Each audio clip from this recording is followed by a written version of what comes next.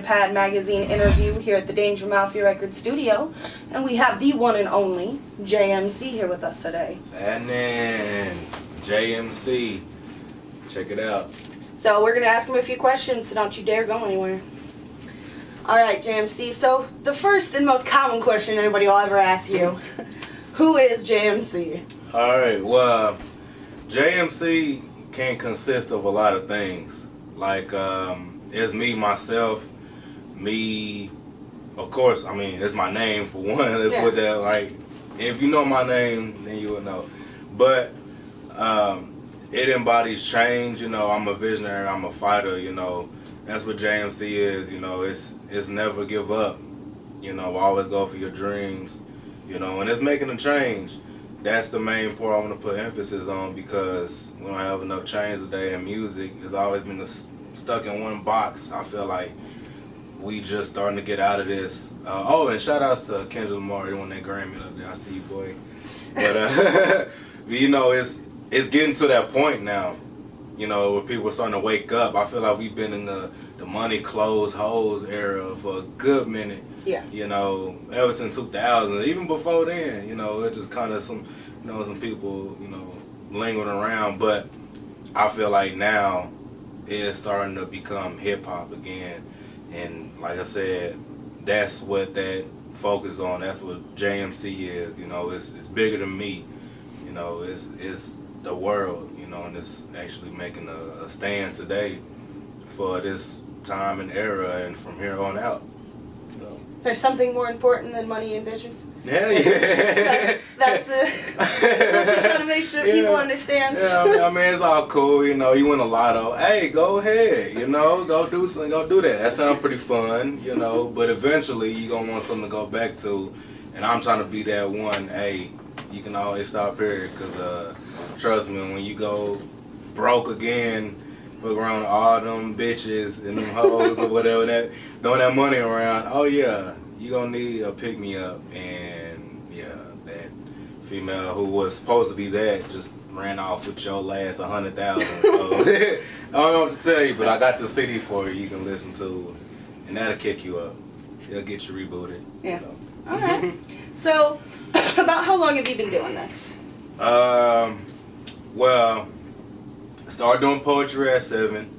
You know, so that was like really the starting point of it, I feel like, because that transitioned into music eventually. So, you know, when I got about 13, 14, you know, me and my friends, we used to have a little MP3 player or whatever. It was a little shitty one, you know. The originals. The OG, before the iPod and all this. I'm talking about that's what we had. So we would go and re-record on that, like, and my homeboy will make his beats, and we'll go and we'll just spit off of that. Sounded like shit, but I mean, that was how we started. So at least you can admit it, though. like, yeah, I can admit it, you know, because like I said, you got to start from somewhere. So, you know, if I would have started in the, you know, top-notch studio with all the works, you know, I wouldn't be the artist I am today. So it's going through them rough parts. That's what made me, you know, JMC. So how do you think your music has changed from that time with that shitty MP3 player to now, and then in a studio being a part of, you know, a label and the whole 9 yards? It's changed drastically. Like I said, I wrote that first round when I was about 13, 14, took it to my homeboy. I went to school, I was so live too, like that was the craziest part. Like, yeah, I got this song, I put my last bar on it, went and handed it to my homeboy, and he was from New Orleans, and he was like, oh, what this shit is? Oh no, son, you got to put that up, and just gave it back to me. I was like, oh, you a hoe for that one. Damn, I thought I had something. And he's like, oh no. So I went back to the crib, and I was like, all right, you know what? I can do better. I know I can. So I went back, and I put together, like, I'll say the realest bars I thought at that time was, and I came back to school, and people had a whole different view of me, and they had like a whole different, because back then it was J Mac. It wasn't even JMC, so it was J Mac back then. Damn. So I'm taking it back. So I'm telling you, after that, people really started paying attention. They know I had a lot to talk about, you know, and me jumping into that first rhyme initially, that was me trying to, you know, I would say trying to emulate or try to get my way into it, you know, because that's what I was seeing, that's what I was hearing. So I was like, well, you know, and I figured out that wasn't what that was. So I went back and I was like, all right, I'm going to give them me. I'm going to give them JMC. So that's when I took that approach to go on and, you know, switch up my style and actually work on my songs and, you know, take time in it. And when I done that, I shot off. This one kid who told me, he was like, oh man, you cold, man. You have Young Money come sign you. And I was like, what? Like, for him saying that at the time, I was like, all right, because, you know, Wayne was out and dropping the Carters and all that. So I was like, all right, cool. I took that as a, you know, as a compliment. So I was like, all right, cool. I would have too. You know? Yeah, I mean, shit, that's what I was, you know, I was feeling. I was like, damn, you sure you're not tripping? Like, I mean, because that's the first time I ever heard that somebody actually put me on that pedestal, or in that same lane as him, or in that same category. So I'm like, all right, I'm with something now. It's a monumental moment in your own head when you realize, yeah, I am as good as I think I am. Awesome. Yeah. How can we build on this? Yeah. You know, when you first start, of course, you always feel that way. You know, I can do that. You know, I can actually make this. That's why I'm, you know, I took that first step to actually do it, because I'm like, you know what, I can actually do this. But then to actually get that validation, somebody telling me, hey, yo, man, and they won't kiss an ass and like that, because these dudes here, they'll tell you how it is. You know, it wasn't like, you know, they were just look at my nuts or some shit like that. Like that was like, look, like, hey, you know, you cold, you should really take it serious. You know, you should really consider doing a career, making a career out of this. So after that, that's when I was like, all right, well, my music has changed and it's getting somewhere. Well, I'm gonna completely agree. Just since you've started a DMR, you've done almost a half dozen shows. What would you say was your favorite moment in all of those shows? Well, that Devin the Dude show that we had, that was the one. Like, I wasn't even performing at this time. I was in the crowd, and like I said, Potluck, he had just ripped some dude apart because some dude was trying to talk, he was trying to yell at him on stage, and he stopped the music and everything. Potluck, he was like, hey, man, I was growing weed when you was still sucking on your mama's titty. I was like, oh, snap. And after that, I was like, oh man, it's crazy. Well, the crazy thing was, that same dude who he was talking to came to me while they was performing, and he was all drunk or whatever. He was like, hey man, and it came over. I was like, whoa, all right. I was like, what's up, man? And he was like, bro, you fucking went up there and you killed it. And I was like, all right, appreciate it, man. Thank you. He was like, no, dude, like, you literally are the fucking best one on this show. Like, he was like, I go around and I work 15 hours a fucking day, and you came up there and you make it all worth it. You can do this, man. And like, he really gave me like a heart-to-heart speech. Like, he was like trying to run for president. He was trying to do something. Like, he was trying to, like, Martin Luther King type speech. And I'm like, damn. Like, that really touched me. And here we are, you know, the rest of the crowd, they live, they turned up, jumping, you know, Potluck, and this dude is just sitting up here talking to me, like, you know, slapping me on the shoulder and fucking bringing me in for hugs and shit. And like, at first I was like, this dude is seriously drunk. Like, he gotta be throwed. Like, I don't know what he on. But later on, you know, I started to realize this dude was actually serious, because, you know, even throughout the night when he started sobering up, I'm guessing he was still giving me compliments like, you know, dude, keep doing it. And that's to this day, I haven't seen a fan that, you know, cared about the work as much as him. Like, he was like, he put it all out there. I was like, damn. So I can say that was my best moment on the show, was actually just getting that praise and just that, you know, that compliment, because, you know, that's what I do it for. You know, I wasn't expecting it to happen at that show. It kind of threw me off with that, but at the end of the day, I mean, hey, you know, that's what the whole mission is for, you know, to make people, you know, see what the music is really about and actually feel the music. And, you know, I didn't know this dude from any Dick, Tom, or Jane. You know, I didn't know who the dude was, but he felt the need to come approach me and tell me like I'm killing shit right now and I should keep going and I should keep doing it. So that validation that every artist is really looking for at the end of the day.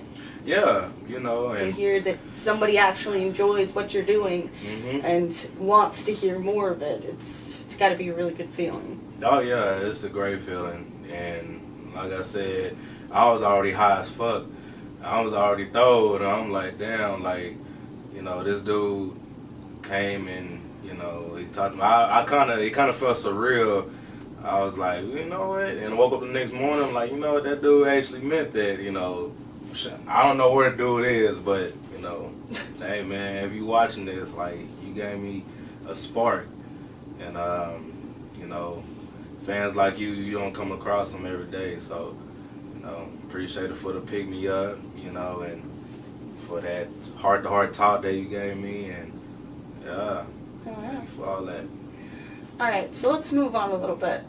Who would you say your favorite rapper in the game right now is? Or even from past? Ooh, that's a tough one. I got a lot of artists that I like at the top, you know. Who takes the cake? Who takes the cake for me? Well, this dude is not even big like that as far as like worldwide and like, you know, with the Drakes or the Waynes and like that. This dude, Big Chief, he out of Dallas, Texas. And West Dallas to be exact. And yeah, like I said, I grew up off this dude. Every time I done heard one of his Eat Gritty Volume 1s, Eat Gritty Volume 2s, or whatever, I was trying to go get it. So, like I said, even though, you know, he can be the most lyrical, you know, person, but as far as just, you know, rapping style and staying true to him, I had to say Big Chief. Yeah, we have been in the jungle, I'm running down the sideline, they hoping I'm a fumble, but I've been running for a while, I took a couple tumbles, running by the end, but I'm ready to rumble. And it's all about the mission. I'm picking on these other rappers that call it addiction. Maybe trying to what all these money mixed with fiction. Game lost start, now to give them what's missing. I'm ahead of the class, hope you paying attention. They feel us past up, I'm trying to give them extension. You know, I'm gonna be cutting things like it's attention. I'm tired, lurking in my hungry. I'm killing every meal, but they ain't taking up from me. I took a leap of faith, I never needed a button. Running to the jungle, and getting close to us, bam! Yeah, and I keep striving. Keep fighting, we keep rising, we ain't looking down, we in the jungle, but it's the struggle, man, we in the jungle, man, look, duck down, they got you spotted a creeper, Kobe brought a flashlight in the street sweeper, ever had the beast, mobile soul, I'm a teacher, 10 plus pain reader, right to a preacher, Kobe got to take the jump and get deeper, rappers got me tired of sleeping like anesthesia. All the loud talk when I style with the beakers. I mean, regardless, who's serving the features? Boom, boom, I'm in the jungle assassin. Till the next environment, only I'm looking assassin. Gotta pick a fight, then whoever fast. All we get the game, that's how we go from mad. Living there, all that jungle. Cause everybody coming to the top, cause everybody going for the run. So they all fall and the break and the crumble. Man, we in trouble. And I keep fighting, yeah, and I keep striving. Yeah, I keep running, man, ain't looking down. We in the jungle, yeah, but we gon' hustle, man, we in the jungle. Hold up, we in the jungle. Oh, yeah, yeah, yeah. Yeah, yeah, yeah, yeah, yeah, yeah. Man, the room make some fucking noise! Yeah! Y'all feel that shit! Yeah! I wanna thank y'all for coming out. Oh shit, we got another one!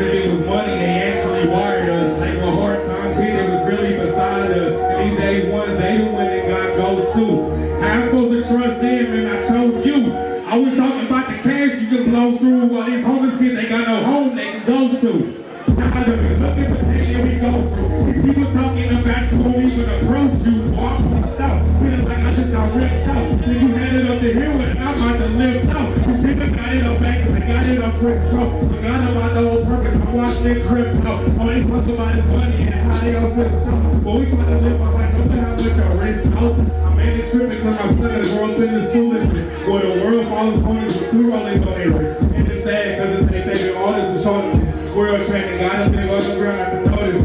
But they blame the people, I don't blame them what I'm showing. Bigger picture of the ones who actually controlling this. I'm hoping this, not disposing this, I'm not condoning this. These days starting to look up, I was hoping this. But they sit still for something you want to change into it. Freedom lanes, open the newspaper, look at it, turned over the page, look at the middle section of it. This got me a raid. Apparently some people in Cali were Rambo today. Was a gunfight and a shootout and go that way. But for some reason I feel like this world is going astray. But okay.